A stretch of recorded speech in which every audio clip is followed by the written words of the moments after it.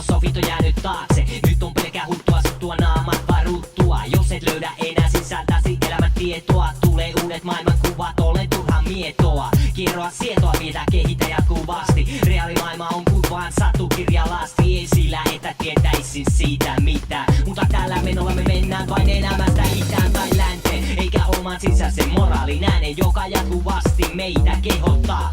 Se tehostaa se voima elämänsä, sillä sota on rauhassa aina väärässä. Aidot filosofit ratko niitä maailman pulmia. Selvitä tätä maata, tuo uusia näkökulmia. Universumin laidalle nimeltään maapallo.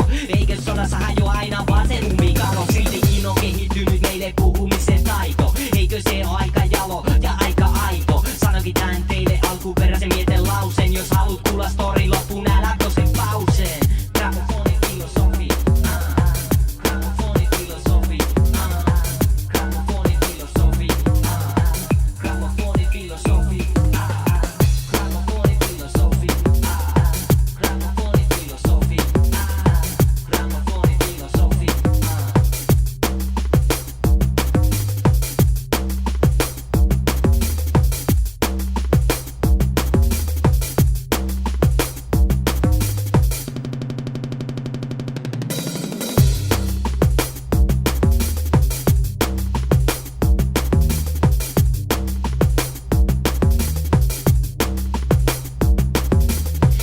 Alkuperäinen voi olla sanomana palavana, joka taivasta tulee meille hengen salamana. Eli kavalana tulee vaan paholaisen pesä, kun se tänne tulee loppuparatiisi kesä. Raha on vain paperi ja metallikappaleita, jollain ruokita vaan tehdään ydinaseita. Kuka osaa punnita, kuka tasapainottaa, kuka osaa antaa ja kuka sitä ottaa. On se maailma, jonka sisällä me kaikki eletään. Tuo kohtuuikuinen, joka kasvattaa tiedetään. 7 sakramentit elämän puut, ne on samaa tietoa, ne kaikki ja muut ovat kassut. Ei mistään se huoli puutu, vaikka fyysisesti olis patalaiskaan luutu. Joten koko maailman kansa, te miehet ja naiset, me ollaan tän maapallon rakalaiset. Ja siltikin me ollaan kehitetty kirjataito, joka on se aito, perus paljon maito. Siksi sanokin tän alkuperäisen mieten lauseen. Jos haluat kuulla storin loppuun, älä koske pauseen.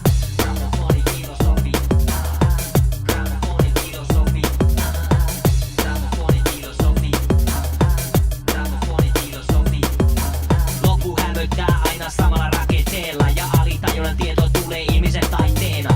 Luovalla ilmaisulla ja aivojen käytöllä, kun sun prosessori kulkee koko ajan näytöllä. Tässä oli vain mun omat käsitykset, elämän kuulun nuorteet ja mun näkemykset. Aika hiastuu kuin Matrix-efektillä, tieto tulee tajuntaan kunnon metelillä. Eikä sitä ryöky ehdi koskaan toteuttaa, sillä se on sun oma alitajuntaa. Ja siksi me ollaan kehitetty puhetaito, kommunikaatioväline, se alkuperäinen aito. Turhan ei oo mikä alitajunnan lause. Jos kuulit story loppuun, paina sitä pausee.